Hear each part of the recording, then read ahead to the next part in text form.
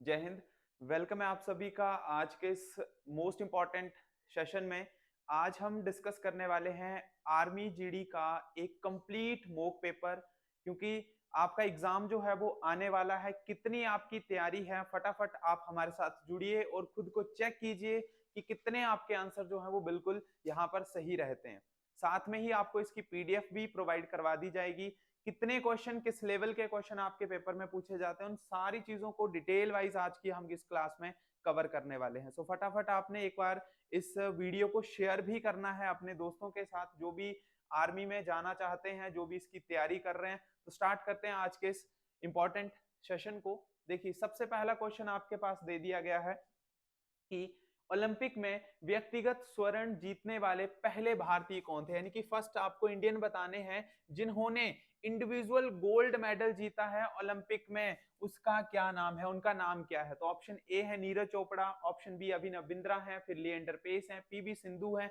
अगर बात करें हम नीरज चोपड़ा की, इन्होंने जैवलिन थ्रो में, जो जैवलिन थ्रो होती है उसमें इनके द्वारा जो है वो गोल्ड मेडल जीता तो गया है, गोल्ड मेडल इन्होंने जीता है। लेकिन हम बात करें सबसे पहले भारतीय बने हैं तो नहीं है, जैवलिन में सबसे पहले भारतीय यही है।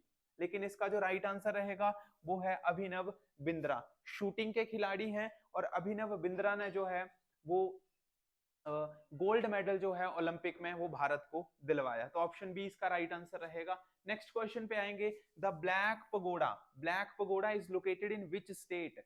ब्लैक पगोडा किस राज्य में स्थित है? अब देखिए, ब्लैक पगोडा है क्या चीज, पहले तो ये भी पता होनी चाहिए। तो ब्लैक पगोडा आपने नॉर्मली नाम सुना है, बस इसका दूसरा नाम नहीं सुना है। दूसरा नाम होता है इसका, वो है सन टेम्पल।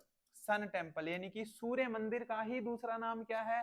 वो है ब्लैक पगोडा। तो कहां पे है? कोणार्क में है, उड़ीसा में। ऑप्शन नंबर बी जो है वो इस क्वेश्चन का राइट आंसर रहेगा। ठीक है, तो इस तरीके के क्वेश्चन आपके पेपर में पूछे जाते हैं। हम यहाँ पर आगे इसको कंटिन्यू करेंगे।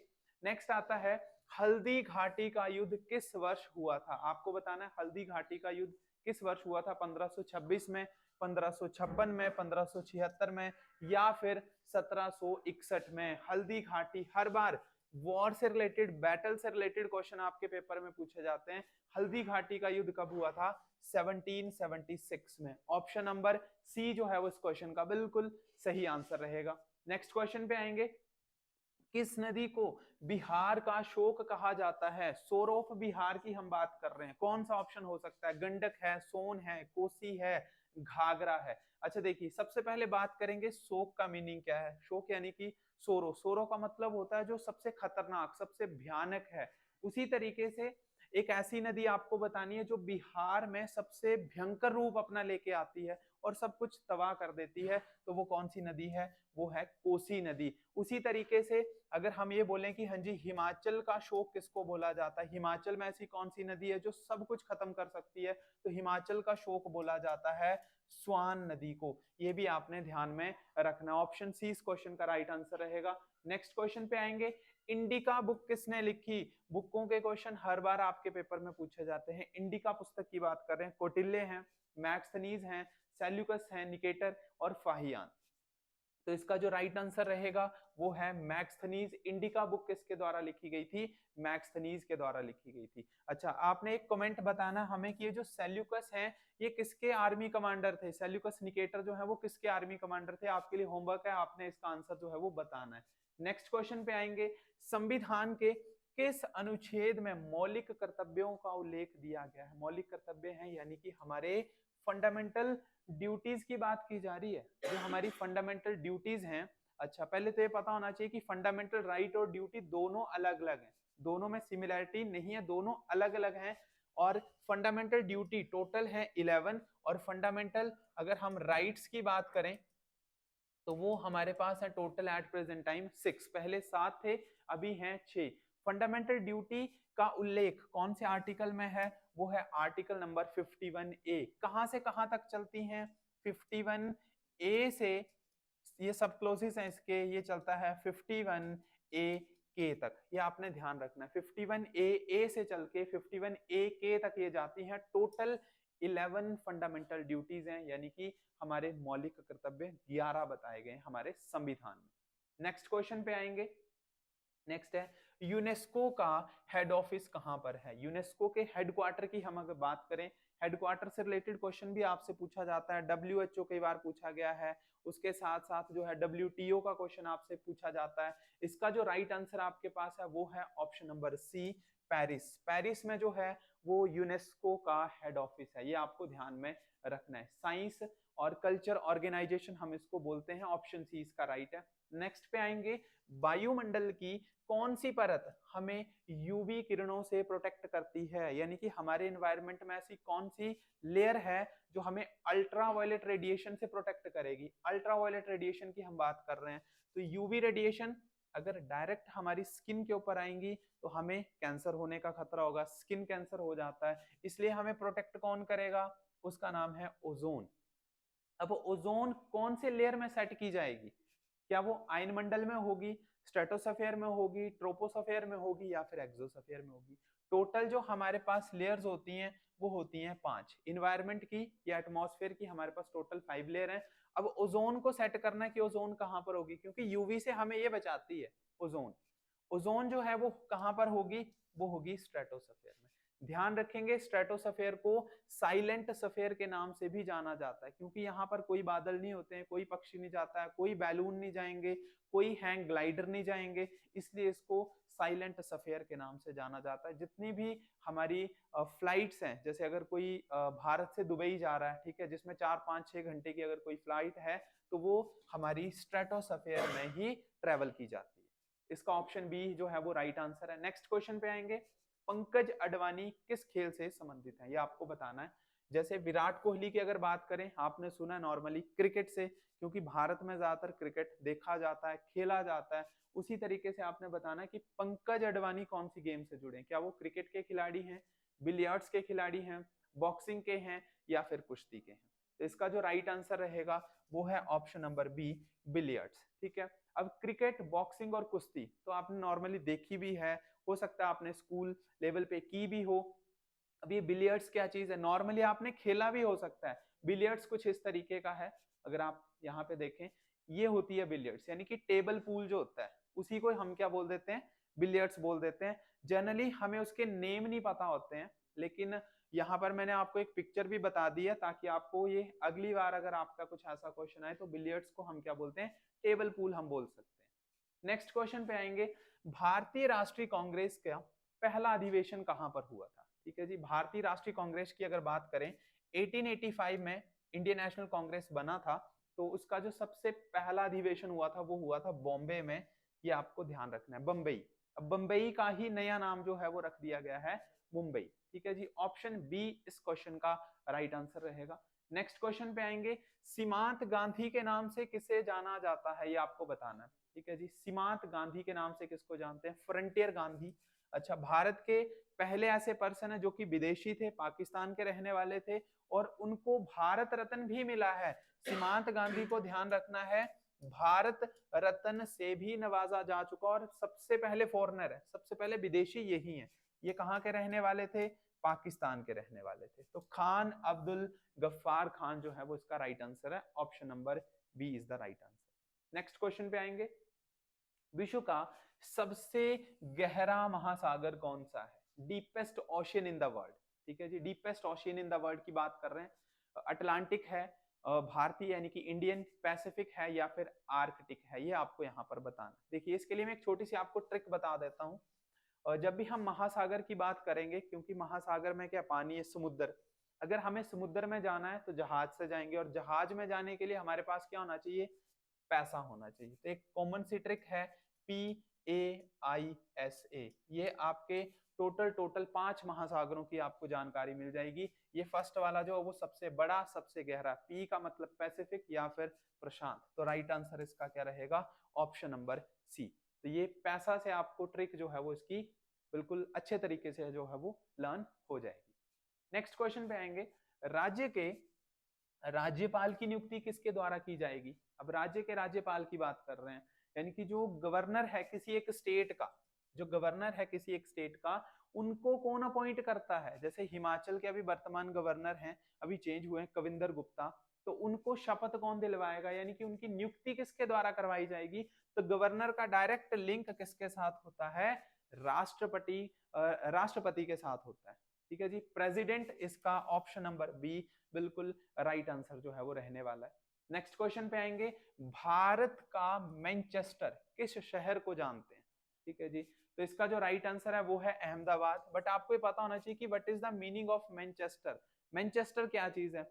मैनचेस्टर का मतलब होता है जहां पर सबसे ज्यादा जो टेक्सटाइल इंडस्ट्रीज हैं या फिर जहां पर कपड़े बनाए जाते हैं, क्लोथ बनाए जाते हैं, उस एरिया को जो है वो मैनचेस्टर के नाम से जाना जाता है। तो भारत में सबसे पहले जब ईस्ट इंडिया कंपनी आई तो उन्होंने गुजरात के सूरत और अहमदाबाद में अपनी फैक्ट्रियां खोली थी, इसलिए अहमदाबाद को जो है वो क्या कहा जाता है?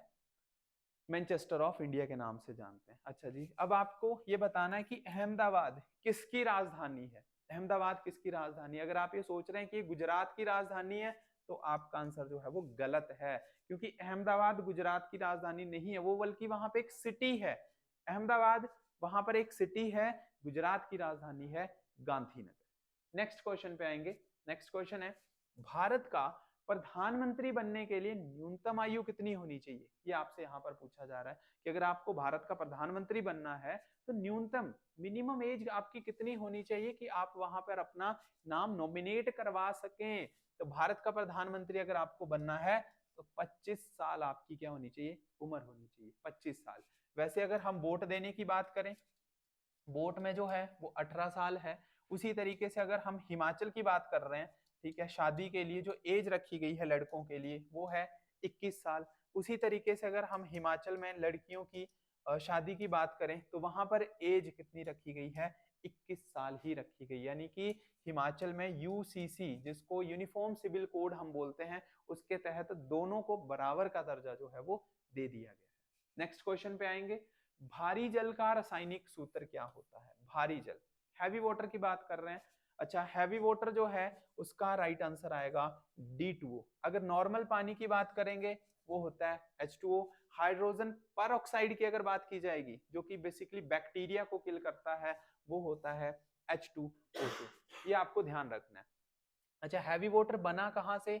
हैवी वाटर बनता है हाइड्रोजन के आइसोटॉप से। हाइड्रोजन के टोटल 3 आइसोटॉप याद रखना है, 1H1, 1H2, 1H3। ये आता है आपका प्रोटियम, ये है आपका ड्यूटीरियम, और इसको हम बोलते हैं ट्रीटियम, यानी कि प्रोटियम, ड्यूटीरियम और ट्रीटियम। तो ये जो आपका ड्यूटेरियम है इसी से ही आपने क्या बनाया? हैवी वाटर बनाया, ड्यूटीरियम ऑक्साइड हम इसको बोलते हैं। तो ऑप्शन बी इसका क्या रहेगा? Right answer. नेक्स्ट क्वेश्चन पे आएंगे, वायुमंडलीय दबाव को मापने के लिए किस यंत्र का प्रयोग किया जाता है? यानी कि अगर आपको एटमॉस्फेरिक प्रेशर को मेजर करना है, आप कौन सी डिवाइस का यूज करेंगे? तो इसका जो राइट आंसर है वो है आपके पास बैरोमीटर। बैरोमीटर का यूज किया जाता है एटमॉस्फेरिक टेम्परेचर एटमॉस्फेरिक प्रेशर को मेजर करने के लिए। अच्छा, इसके साथ अगर बात करें कि हाइड्रोमीटर का क्या यूज होता है, या हाइग्रोमीटर या लैक्टोमीटर किस किस पर्पज से यूज किए जाते हैं? हाइड्रो का ध्यान रखना है, ये आपका रिलेटेड है वाटर के साथ। अगर वाटर की डेंसिटी को चेक करना है, पानी के अगर घनत्व को चेक करना है तो हाइड्रोमीटर का यूज होगा। हाइग्रो का मतलब होता है जब आप किसी ऑब्जेक्ट की नमी को चेक करते हैं, मॉइस्चर को चेक करना है। जैसे आपने मान के चलते हैं कि स्टेडियम में अगर कोई मैच होना है, वहां पर ओस पड़ जाती है, तो मॉइस्चर को चेक करने के लिए, नमी को चेक करने के लिए आप यूज करते हैं हाइग्रोमीटर। उसी तरीके से नेक्स्ट अगर लैक्टोमीटर की बात करें, ये मिल्क की प्योरिटी, मिल्क की डेंसिटी को चेक करने के लिए यूज किया जाता है। ऑप्शन बी इसका राइट आंसर होगा। नेक्स्ट क्वेश्चन पे आएंगे, what is the unit of power? शक्ति का एसआई मात्रक क्या है? ये आपको बताना है, शक्ति का एसआई मात्रक क्या होता है। जूल की अगर हम बात करें, उसका न्यूटन है, वोट है, पास्कल है। इसका जो राइट आंसर होगा पावर, पावर का जो राइट आंसर है वो है आपके पास ऑप्शन नंबर सी, वो है वोट। पावर के ऐसा यूनिट होते हैं वोट।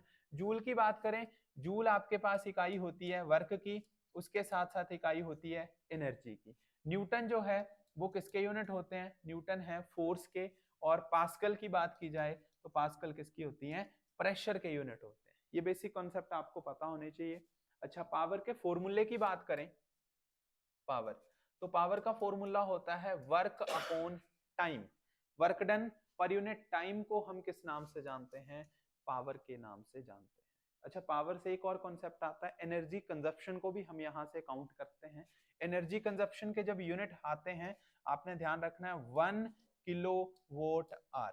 1 किलो वोट आर को ही हम क्या बोलते हैं, एनर्जी कंजप्शन बोलते हैं। घर में अगर आपका इलेक्ट्रिसिटी का बिल आता है तो वो इसी यूनिट में आता है 1 किलो वोट आर, और इसी यूनिट को हम जनरल भाषा में यूनिट का दर्जा भी दे देते हैं। जैसे हिमाचल गवर्नमेंट ने 125 यूनिट बिजली जो है वो क्या दे दी है, वो फ्री दे दी है। अब वो 125 यूनिट का मतलब क्या है, उसका मतलब 125 किलो वोट आर। आप एक घंटे में कितना किलो वोट जो है वो आप एनर्जी को कंज्यूम करते हो, उसके तहत अगर आपके 125 यूनिट बनते हैं तो बिल आएगा, नहीं बनते हैं तो बिल नहीं आएगा। तो आपने ध्यान रखना। नेक्स्ट पे आएंगे, कमरे के तापमान पर कौन सी धातु द्रव अवस्था में होती है। आपको बताना है कौन सी मेटल है जो लिक्विड होती है। लिक्विड मेटल की बात कर रहे हैं, हमारे पास दो ही मेटल नॉन मेटल हैं जो कि लिक्विड फॉर्म में। ब्रोमीन जो है वो एक अधातु है, ब्रोमीन एक अधातु है। और अगर बात की जाए मरकरी की, पारे की, तो पारा जो है वो एक इकलौती धातु है जो कि लिक्विड फॉर्म में पाई जाती है। तो इसका जो राइट आंसर रहने वाला है वो रहेगा option number B, mercury, that is पारा।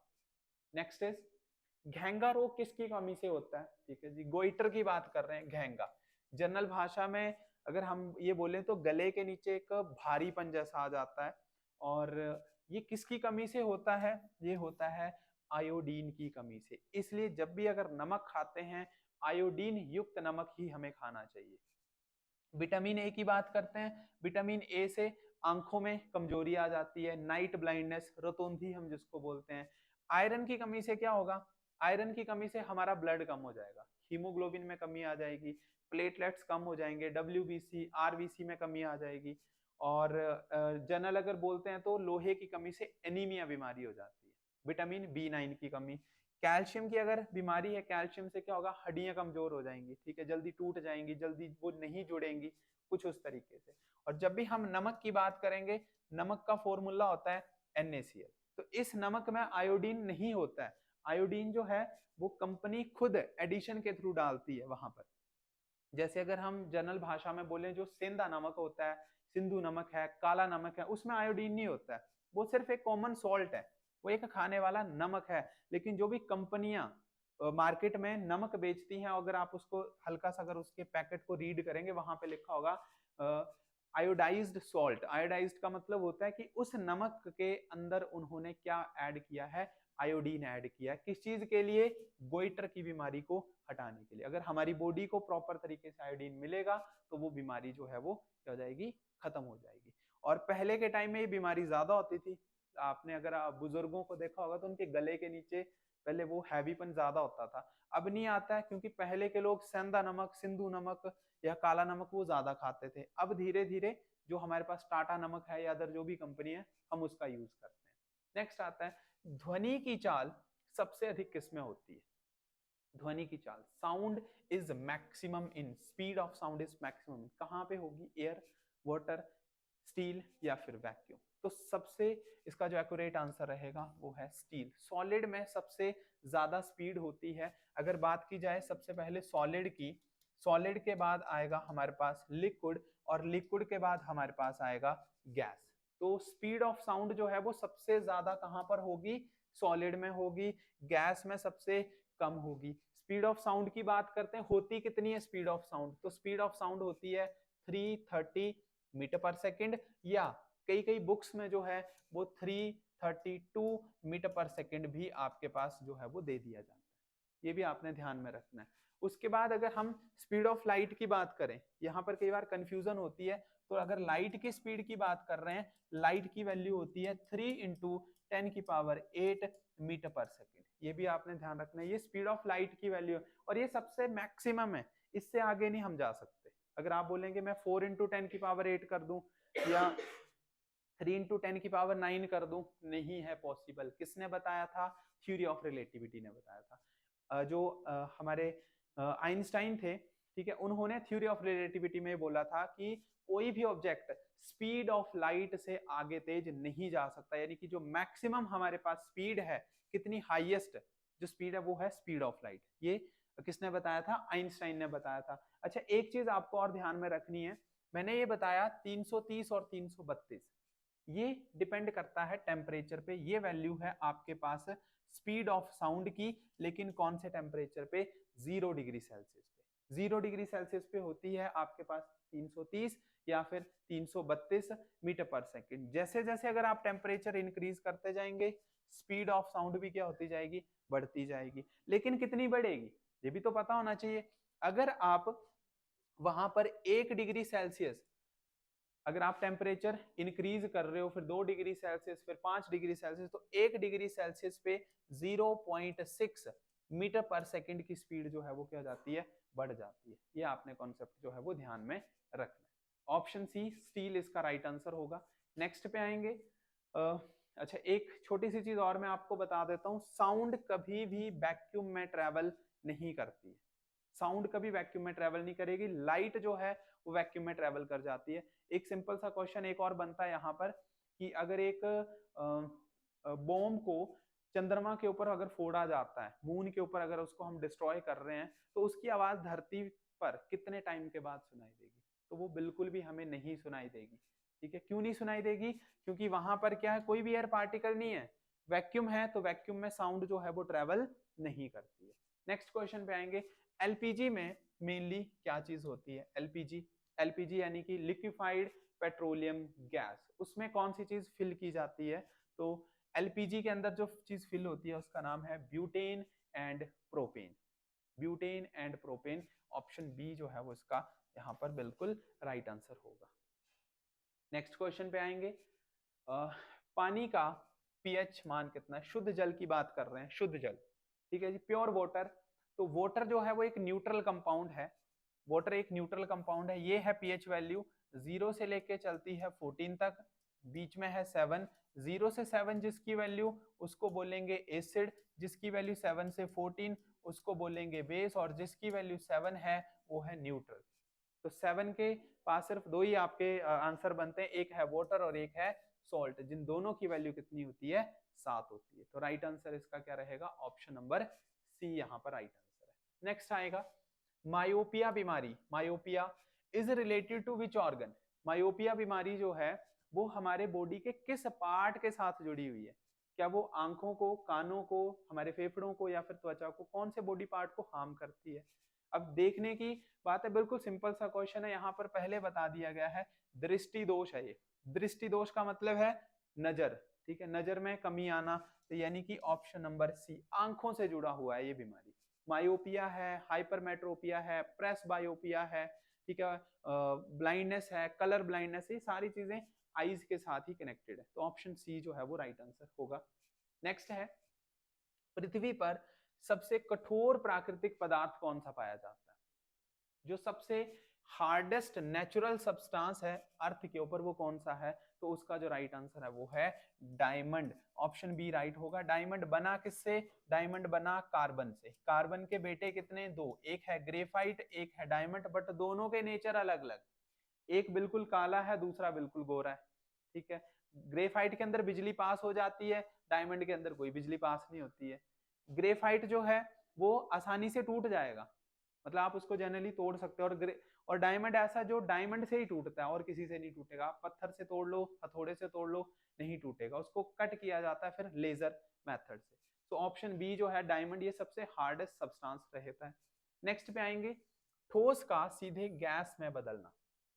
अगर आप एक सॉलिड को हीट करेंगे तो वो सॉलिड से किस में जाता है? पहले लिक्विड में जाता है, बट कंडीशन ये लगाएगी कि वो सॉलिड से डायरेक्ट गैस में चला जा रहा है, बिना अपनी उस पोजीशन को चेंज किए। एक उसने स्किपिंग का मेथड का यूज किया, तो आपको बताना है वो कौन सा मेथड होगा जिसके थ्रू वो सॉलिड डायरेक्ट गैस में कन्वर्ट हो रहा है। उसको हम बोलते हैं सब्लिमेशन। सब्लिमेशन एक ऐसा प्रोसेस है जिससे कोई भी ऑब्जेक्ट सॉलिड से गैस में जाता है। लेकिन अगर मैं बात करूं यहाँ पर आइस की, क्या मैं आइस को डायरेक्ट गैस में कन्वर्ट कर सकता हूं? नहीं। आइस जो है वो पहले किस फॉर्म में जाएगी? लिक्विड फॉर्म में जाएगी, लिक्विड से वो जाएगी गैस में, तो उसको हम सब्लिमेशन नहीं बोल सकते। सब्लिमेशन जैसे कि कैम्फर है, कैम्फर जिसको हम कपूर बोलते हैं, तो कपूर को अगर आप घर में जलाएंगे, अगर उसको हीट करते हैं तो वो धीरे धीरे जब गर्म होता जाता है, हाई टेम्परेचर के ऊपर अगर हम उसको हीट करें तो वो धीरे धीरे जो है इवेपोरेट हो जाता है वो।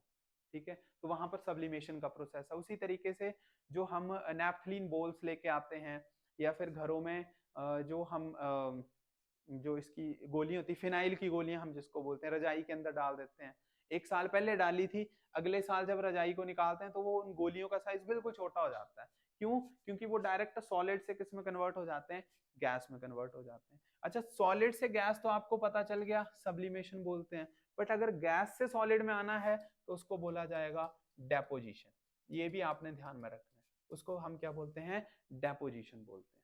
नेक्स्ट क्वेश्चन पे आएंगे। मानव शरीर में कितनी हड्डियां होती हैं? ज्यादा डिस्कशन की कोई जरूरत है ही नहीं इस क्वेश्चन में।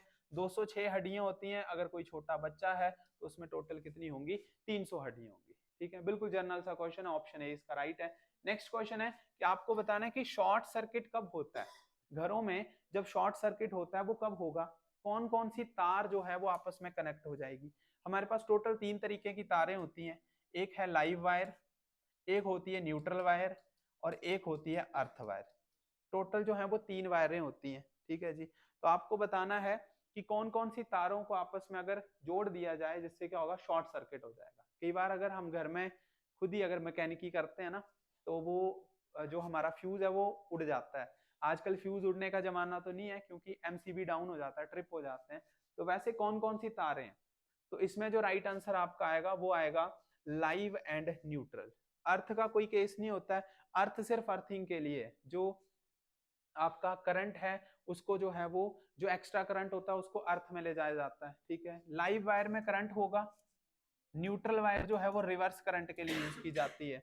रिवर्स करंट का मतलब जो एक्स्ट्रा करंट उसके अंदर फ्लो हो रहा है, उससे अगर रिवर्स बैक आना है तो न्यूट्रल के पास जो है वो हम चले जाते हैं।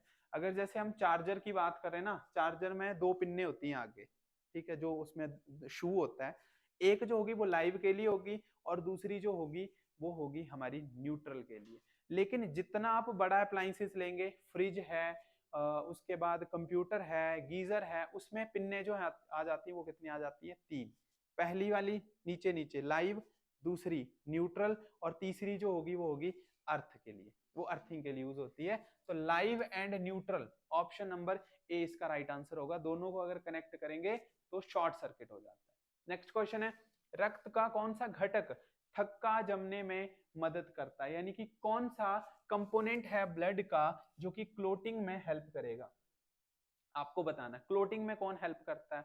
सबसे पहले पता होना चाहिए कि रक्त का थक्का है क्या चीज। मान के चलते हैं कि आपके हाथ में लग जाती है, एक चाकू लिया मैंने, हाथ में कट कर लिया। क्या होगा कट करने से? जो ब्लड है वो धीरे धीरे निकलना शुरू हो जाएगा। लेकिन ब्लड कुछ टाइम के बाद खुद ही बंद भी हो जाता है निकलना। वो क्यों बंद हुआ? क्योंकि मेरी बॉडी में कोई एक ऐसी चीज है जो वहां पर क्या बना रही है, क्लोट बना रही है। ठीक है, मतलब उसको हैवी बनाएगी और उसको बंद कर देगी। तो वो उसका राइट आंसर क्या होगा? वो है प्लेटलेट्स। जितने प्लेटलेट्स कम होंगे उसकी वजह से क्या होगा कि अगर आपका कोई बॉडी पार्ट में अगर कोई इंजरी है, वहां से ब्लीडिंग हो रही है, तो वो आसानी से नहीं रुकेगी। उसी तरीके से जो शुगर पेशेंट होते हैं उनकी भी जो क्लोटिंग है उसमें प्रॉब्लम आ जाती है। विटामिन के उनमें के जो है उसमें कमी आ जाती है। किसी का दांत निकालते हैं जैसे डॉक्टर, तो नॉर्मली अगर हमारा दांत निकालेंगे तो 1-2 मिनट का ब्लड निकलना बंद हो जाता है। हमने जो भी कॉटन या दवाई रखी है उससे वो रुक जाता है। लेकिन अगर जिसको प्लेटलेट्स की कमी है उसका ब्लड आसानी से नहीं रुकता है। ठीक है, ऑप्शन सी राइट है। नेक्स्ट है, गुरुत्वाकर्षण का सार्वभौमिक नियम किसने दिया था? ये आपको बताना है। ठीक है जी, gravitation, law of gravitation, universal law of gravitation किसने दिया था? ये है न्यूटन। न्यूटन भाई साहब ने दिया था। ये ऑप्शन नंबर 20 का राइट आंसर होगा। ठीक है, अच्छा अगर बात की जाए ग्रेविटेशन का सबसे पहले कॉन्सेप्ट किसने दिया है, तो वो दिया था गैलीलियो ने। बट वो अपने नाम उसको पेटेंट नहीं करवा पाए थे, इसलिए वो सारा का सारा क्रेडिट किसके पास चला गया? न्यूटन के पास चला गया। F=ma, ये कॉन्सेप्ट, ये फॉर्मूला भी किसने दिया है? न्यूटन ने दिया है। अगर मैं एक गोली से फायर करता हूं, गोली आगे जाती है और गन जो वो पीछे हटती है, ये भी किसका रूल है? न्यूटन का थर्ड लॉ है। तो न्यूटन ने टोटल 3 लॉ भी दिए हैं, Newton first law, second law, third law. ये भी आपको पता होना चाहिए। नेक्स्ट क्वेश्चन पे आएंगे, मैथमेटिक्स से क्वेश्चन है आपके रिलेटेड, बट ऑप्शन नहीं दिए गए हैं इस बार, ठीक है, ऑप्शन नहीं है, आपको खुद ही सॉल्व करना है, क्योंकि मैथमेटिक्स के क्वेश्चन में ज्यादातर कई बार आप क्या करते हैं, गैस लगा देते हैं, क्योंकि एबीसीडी में से लगाना है। यहाँ पर आपको एबीसीडी का झंझट ही खत्म कर दिया, आपके पास कोई ऑप्शन नहीं है, आपने 48, 72 और 108 का क्या निकालना है, एचसीएफ निकालना है। स्टार्ट करेंगे आप इसको। क्वेश्चन आपके पास दिया गया है कि 48, 72 और 108 का आपने क्या निकालना है, एचसीएफ निकालना है। अच्छा जी, अब एचसीएफ होता है कि एचसीएफ एक ऐसा नंबर है जो ये सबको कट कर सके, ठीक है, ऐसा नंबर जो सबको डिवाइड कर सके। तो देखिए 48, उसके बाद है 72 और उसके बाद है 108, ठीक है। इस तरीके से हम अगर हम इसका ये करते हैं एचसीएफ या एलसीएम के मेथड से अगर इसको निकालेंगे, तो 12 जो है वो एक ऐसा नंबर है जो 48 को काटेगा 4 बार, 12 को 6 से करेंगे तो आएगा 72, 12 को 9 से करेंगे तो आएगा 108। 12 ने इन सबको काटा, लेकिन उसके बाद कोई भी ऐसा नंबर नहीं है जो सबको काट सके। अगर मैं 2 से चेक करूं तो 2 से सिर्फ ये 2 रकमें कटेंगी, अगर मैं 3 से चेक करूं तो सिर्फ ये रकमें कटेंगी, 4 से चेक करूं तो सिर्फ ये सिंगल कटेगा। यानी कि 12 के बाद ऐसी कोई भी रकम नहीं है जो 4, 6 और 9 को काट सके। तो एचसीएफ हमारा कितना आ जाएगा, 12 आ जाएगा। तो 12 जो है वो इसका क्या है, राइट आंसर है। नेक्स्ट क्वेश्चन पे आएंगे। नेक्स्ट क्वेश्चन है, ए किसी काम को 12 दिन में करता है और बी किसी काम को 24 दिन में करता है, दोनों अगर साथ में मिलते हैं तो काम कितने दिन में पूरा होगा, ये आपको बताना है, ठीक है जी। ए जो है वो 12 दिन में काम कर रहा है, ठीक है, बी जो है वो 24 दिन में काम कर रहा है। तो एलिगेशन का आप मेथड यूज कर सकते हैं, 12 और 24 एलसीएम आ गया 24, टोटल काम 24, 12 से 2 बार और 24 से 1 बार, टोटल काम 24 है, करवाना इन दोनों से है, करवाएंगे दोनों से, तो 2 और 1 3, 3 से डिवाइड किया तो काम कितने दिन में पूरा हो जाएगा, 8 दिन में काम जो है वो पूरा आ जाएगा। तो राइट आंसर आएगा इसका 8 दिन। नेक्स्ट क्वेश्चन पे आएंगे। नेक्स्ट है, दो संख्याओं का अनुपात 3 और 4 है, यदि उनका योग and their sum is 420, find the largest number, सबसे बड़ा नंबर आपको बताना है। जब भी हम दो संख्याओं की बात करेंगे, एक 3 है दूसरी 4 है, लेकिन है अनुपात में, तो हमेशा रेशो को लिखा जाता है x में। एक 3x और दूसरी 4x, दोनों का सम बताया है 420, पर जब मैंने सम किया तो 3 और 4 कितने बने, 7x बने। मैंने सम किया तो 7x बने, क्वेश्चन जब सम कर रहा है तो 420 बने। तो दोनों को कंपेयर करते हैं, तो x की वैल्यू कितनी आएगी, आप इसको काटेंगे, x की वैल्यू आ गई 60। बड़ा नंबर पूछा, 3 और 4 में से बड़ा कौन है, 4, x की वैल्यू 60, 60 से गुणा कर देंगे, 6 को इससे किया 24, 240 जो है वो सबसे बड़ा नंबर आएगा। तो ये 240 इसका राइट आंसर है। नेक्स्ट क्वेश्चन पे आते हैं, find the value of x, x की आपने वैल्यू फाइंड करनी है यहाँ पर। तो ये कैसे आप सॉल्व करेंगे, एलसीएम आपको लेना पड़ेगा, ठीक है जी, एलसीएम ले लेते हैं। तो यहीं पे मैं सॉल्व करवा देता हूँ। एलसीएम मेरे पास कितना आएगा, 10 आएगा, 5 से जाएगा 2 बार तो 2x, 10 से जाएगा 1 बार तो x, और ये बन गया 15। 2 और 1 ये बन गया आपके पास 3x, ये 10 नीचे है, नीचे से जाएगा ऊपर, तो ये बन जाएगा आपके पास 150। 3 से इसको काटा तो 3 से इसको काटेंगे तो आपके पास आ जाएगा 50। तो x की वैल्यू कितनी आ गई, वो आ गई 50 आपके पास। बड़ा सिंपल सा आपके पास क्वेश्चन है, x की वैल्यू 50 आनी चाहिए। नेक्स्ट क्वेश्चन पे आएंगे, एक बेलन की त्रिज्या 7 सेंटीमीटर है और हाइट उसकी जो है वो 10 सेंटीमीटर है, ठीक है जी। वॉल्यूम आपने निकालना है, तो वॉल्यूम आप तभी निकाल सकते हैं, ये आपका मेंसुरेशन के चैप्टर का आपका ये क्वेश्चन है। तो वॉल्यूम आप तभी निकाल सकते हैं जब आपको फॉर्मूला आता होगा। तो आपको फॉर्मूला चेक करना है, वॉल्यूम का फॉर्मूला क्या है बेलन का, ये है सिलेंडर, और ये सिलेंडर में आपको वॉल्यूम निकालना है। वॉल्यूम का फॉर्मूला होता है pi r square h, pi r square h आप यूज करेंगे। पाई की वैल्यू है 22/7, रेडियस दिया है 7, तो ये आ जाएगा 7 गुणा 7, स्क्वायर कर दो। हाइट आपके पास दी गई है 10, कटिंग करनी है, 7 से कटा, ये 7 बार, 7 को इससे करेंगे तो बनेगा 154, और ये बन गया 10। यूनिट थे आपके पास सेंटीमीटर, वॉल्यूम आएगा सेंटीमीटर क्यूब में। तो 1540 सेंटीमीटर क्यूब क्या रहेगा, इसका राइट आंसर है। मेंसुरेशन के क्वेश्चन आप तब भी कर सकते हैं जब आपको फॉर्मूलों का आइडिया होगा। नेक्स्ट क्वेश्चन पे आएंगे, 90 किलोमीटर पर आवर को मीटर पर सेकंड में आपको चेंज करना है। 90 किलोमीटर पर आवर को मीटर पर सेकंड में चेंज कैसे करेंगे, सिंपल सा मेथड है, 90 को आपने चेंज करना है मीटर पर सेकंड में, मीटर में जाने के लिए 5/18 से मल्टीप्लाई होता है, सिंपल। 18 से एक बार, 18 से 5 बार, 5 को 5 से करेंगे आपके पास आ जाएगा 25 मीटर पर सेकंड। तो 25 मीटर पर सेकंड इसका राइट आंसर है। नेक्स्ट क्वेश्चन है आपके पास, एक छात्र परीक्षा में 40 अंक 40 अंक प्राप्त करता है, लेकिन 20 अंकों से जो है वो वाला फेल हो जाता है। ठीक है, 20 अंकों से वो फेल हो जाता है। यदि पासिंग अंक 180 हैं तो आपको बताना है कि टोटल मार्क्स कितने थे, यानी कि पेपर जो है वो कितने नंबर का था, ये आपको बताना है। ठीक है जी, तो देखो 40 अंक उसने लिए, 40% उसने जो है वो टोटल मार्क्स जो है वो लिए, लेकिन 20 अंकों से फेल हो गया। आगे बोला है कि पासिंग अंक कितने बताए हैं 180, अगर वो 180 ले लेता तो वो पास हो जाता। हमें बोला गया 20 अंक उसने कम लिए हैं, 20 अंकों से फेल हो गया, तो 180 आते तो पास था, 20 कम लिए यानी कि लिए कितने उसने 160 लिए। ये हमें यहाँ से कंपैरिजन का क्वेश्चन जो वो पता चल गया। तो बोला कि पासिंग जो उसने प्राप्त किए वो है 40%, और अगर मैं नंबर के हिसाब से पता करूं तो नंबर के हिसाब से उसने कितने अंक प्राप्त किए 160 प्राप्त किए। तो यहाँ से आपको पेपर बताना है 100% का होता है, 1% की वैल्यू 160/40, 100 का पूछा तो गुणा 100, 0 से 0, 4 से कटा 4 बार, 4 को 100 से करेंगे तो पेपर कितने नंबर का 400 नंबर का टोटल पेपर आ गया। और उसमें उसने 40% अंक लिए यानी कि 160 नंबर लिए, फेल हो गया। हमें चाहिए कितने थे 180 जो थे वो नंबर चाहिए थे। नेक्स्ट क्वेश्चन पे आएंगे। नेक्स्ट बड़ा सिंपल सा क्वेश्चन है, PRT/100 का फॉर्मूला लगेगा। सिंपल इंटरेस्ट आपको बताना है। SI का फॉर्मूला क्या होता है PRT/100, ये आपका क्वेश्चन है। प्रिंसिपल है आपके पास 8,000 रुपया, 8,000 आपने बैंक में डाला। रेट कितना है, रेट है आपके पास 5% का। टाइम आपने लगाया 2 साल, डिवाइड करेंगे आप 100 से, 2 जीरो से 2 जीरो, 8 को 5 से किया 40, 1 जीरो ये है, और कहीं मिस्टेक तो नहीं हुई चेक कर लेते हैं, और आपके पास ये बचा इंटू 2, तो ये टोटल आपके पास कितना हो गया 800 रुपया जो है वो आपके पास क्या लगेगा ब्याज लगेगा। तो सिंपल इंटरेस्ट की वैल्यू कितनी आ जाएगी 800 रुपया आ जाएगी। नेक्स्ट क्वेश्चन पे आएंगे। नेक्स्ट क्वेश्चन, ठीक है जी, अब यहाँ पर आपको स्क्वायर करना है। ठीक है, तो ये तो आपका जनरल मेथड से ही होगा। ठीक है, आपको सिंपल यहाँ पर क्या करना है स्क्वायर करना है।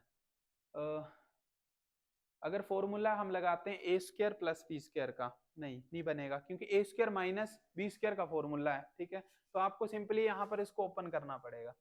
आप 144 का स्क्वायर ले लो, 144 इंटू 144 कर लो, और साथ में 81 को 81 से आपने मल्टीप्लाई कर लेना है। डिवाइड यहाँ पर कितना हो जाएगा 4 जीरो लग जाएंगी, यहाँ पर भी आपके पास कितने हो जाएंगी 4 जीरो लग जाएंगी। ठीक है जी, मैं भी साथ साथ में सॉल्व कर लेता हूँ इसको। ठीक है, मल्टीप्लाई आपने करना है यहाँ पे 144 करेंगे, 144 को 144 से गुणा किया तो आपके पास बनेगा 20,736।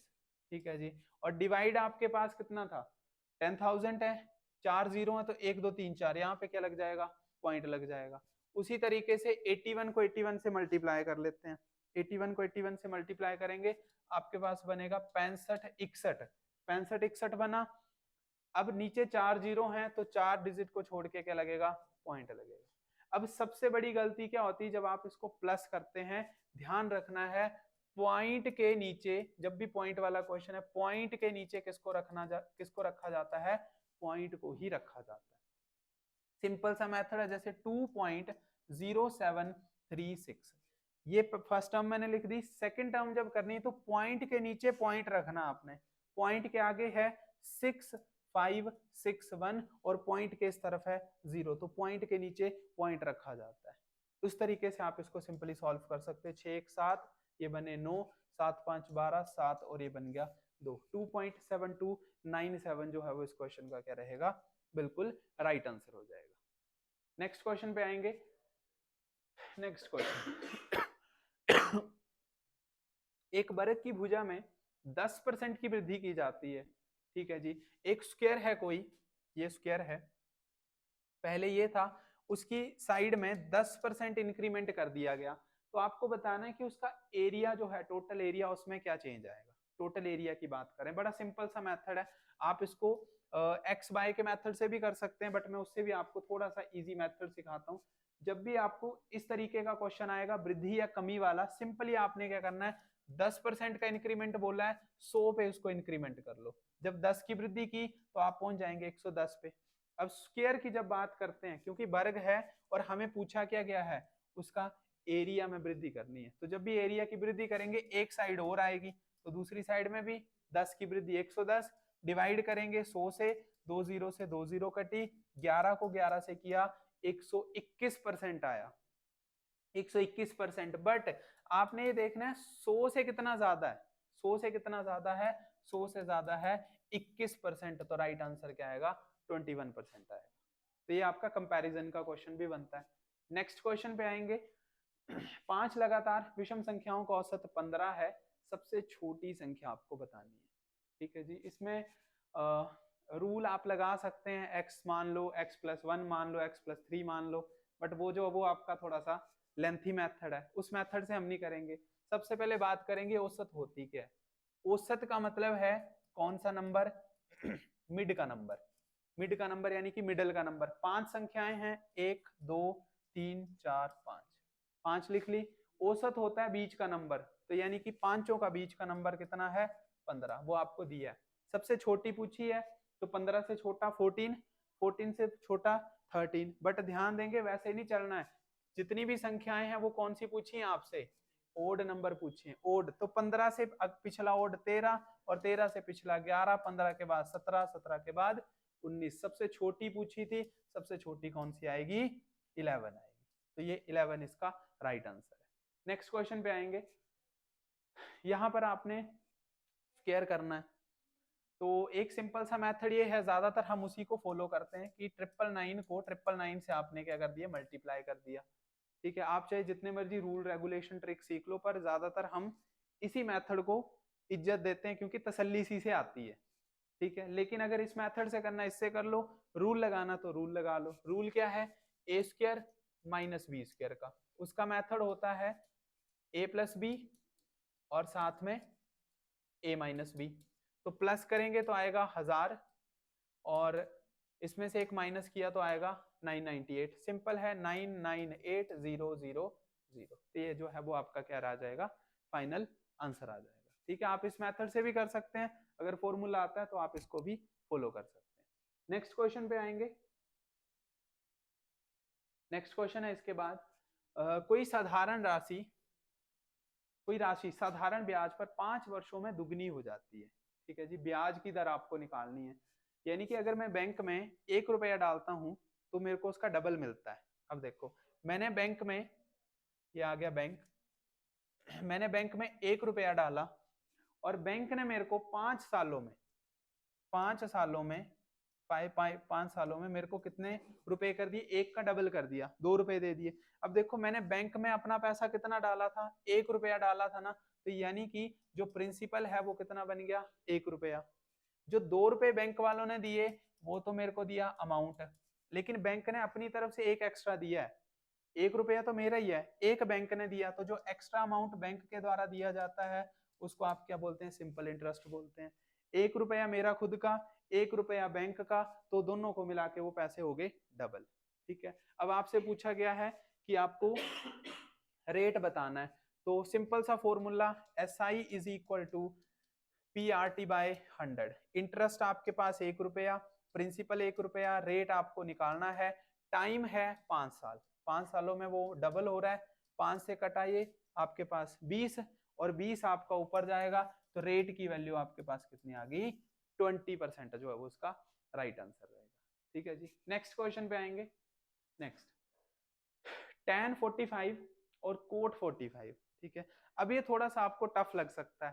ठीक है, अगर पूरे ऑल ओवर पेपर की अगर हम बात करें, हो सकता है कि टफ है, बट है नहीं। ठीक है, अब टफ क्यों नहीं है, क्योंकि आपको इसको करने के लिए ये चार्ट जो है वो आना चाहिए। ठीक है, साइन, कोस, टैन, कोसिकेंट, सीकेंट और कोट, टफ नहीं है। अगर चार्ट आता है बनाने तो बड़ा इजी है। देखो, आपको बोला tan 45 और कोट 45, दोनों को प्लस करना है। tan 45, देखो tan 45 कितना है, 1, और कोट 45 भी कितना है, 1, कुछ नहीं है इसमें, तो आंसर क्या आएगा, 1 + 1, आंसर कितना आ गया, 2 आ गया। बट उसके लिए आपको चार्ट का आना जरूरी है। अब इसको बनाते कैसे हैं, एक लाइन अगर आपको आ गई इसको बनाने की, साइन में 0 डिग्री 30, उसके बाद है 45, फिर है 60 और फिर है 90। जो फर्स्ट लाइन है वो अगर आपको आ गई, बाकी सारी सीक्वेंस आप निकाल सकते हैं। ये होता है 0, ये आपकी 1/2 है, 1/√2 है, √3/2 और ये है 1। उसी तरीके से अगर कोस निकालना आपने, रिवर्स कर दो, 1√3/2, 1/√2, 1/2 और ये 0। tan निकालना है तो साइन अपॉन कोस निकाल लो, ठीक है। उसके साथ अगर आपने जैसे कोसिकेंट निकालना है तो 1 अपॉन साइन, सीकेंट निकालना है 1 अपॉन कोस, कोट निकालना है तो tan का उल्टा कर दो, ठीक है। तो अगर चार्ट आता है तो आपका आंसर जो बिल्कुल सही हो जाएगा। नेक्स्ट क्वेश्चन पे आएंगे। एक आदमी ने 2500 में एक साइकिल खरीदी और 2200 में उसको बेच दिया, ठीक है जी, ज्यादा टफ तो है ही नहीं। 2500 में खरीदी, 2200 में बेच दी तो घाटा ही हुआ। वो आप देखो कितने रुपए का घाटा, 2500 में खरीदी और 2200 में बेच दी, 300 रुपए की हानि होगी। बट हमें पूछा है हानि प्रतिशत, लॉस परसेंट पूछा है, तो लॉस अपॉन सीपी और मल्टीप्लाई बाय 100, बस कुछ नहीं है, 2 0 से 2 0, 25 से कटा 4 बार, 3 को 4 से गुणा करो, हानि टोटल कितने परसेंट, 12% उसको हानि होगी, ठीक है। बिल्कुल सिंपल सा क्वेश्चन है। नेक्स्ट पे आओ जी, रीजनिंग का क्वेश्चन है, ओड वन आउट आपको फाइंड करना है। गाय, बकरी, शेर और भैंस, जनरल सा क्वेश्चन है, डायरेक्ट पता चल रहा है ये मांसाहारी हैं, बाकी सारे शाकाहारी हैं, ठीक है, ऑप्शन सी है। नेक्स्ट पे आएंगे, सीरीज को कंप्लीट करेंगे। 1 9 25 49 देखने से पता चल जा रहा है, ठीक है। ये 1 का स्क्वायर है, ये 3 का स्क्वायर, ये 5 का स्क्वायर है, ये 7 का स्क्वायर है, तो नेक्स्ट आएगा 9 का स्क्वायर, आंसर इज 81। 81 आंसर आएगा, 64 नहीं आएगा, क्योंकि जितनी भी टर्म्स हैं वो सारी की सारी आपके पास ओड टर्म्स है, ओड नंबर है। नेक्स्ट क्वेश्चन पे आएंगे। बॉम्बे का कोड आपके पास गिवन है, दिल्ली का कोड आपने बताना है। बॉम्बे को चेक करते हैं, देखो बी के आगे सी, ओ के आगे पी, एम के आगे एन, बी के आगे सी, ए के आगे बी, बाय के आगे जेड, यानी कि सब में कौन सा पैटर्न यूज कर रहे हैं आप, +1 का। तो वैसे दिल्ली में भी +1 का आप पैटर्न यूज करो। डी के बाद क्या आता है, ई, ई के बाद आएगा एफ, ठीक है, जी एच, एच के बाद आई, आई के बाद जे, के एल, एल के बाद एम, ये आंसर है EFMIJ, ये इसका राइट आंसर आएगा, ठीक है जी। +1 का पैटर्न आपने यूज करना है। नेक्स्ट क्वेश्चन, एक तस्वीर की ओर इशारा करते हुए एक आदमी बोलता है, क्या बोल रहा है वो, उसने बोला आई हैव नो ब्रदर और सिस्टर, मेरा कोई भी भाई या बहन तो नहीं है, भाई और बहन नहीं है उसका कोई भी, लेकिन उस आदमी का पिता जो है वो मेरे पिता का बेटा है। तो आपको बताना कि वो जो किसी तस्वीर को देख रहा है वो तस्वीर किसकी है, क्या वो अपनी है खुद की, उसके पापा की है, उसके बेटे की, या उसके दादा की है। तो पहले तो इसका डायग्राम बनाते हैं, ठीक है, डायग्राम बनाते हैं इसका।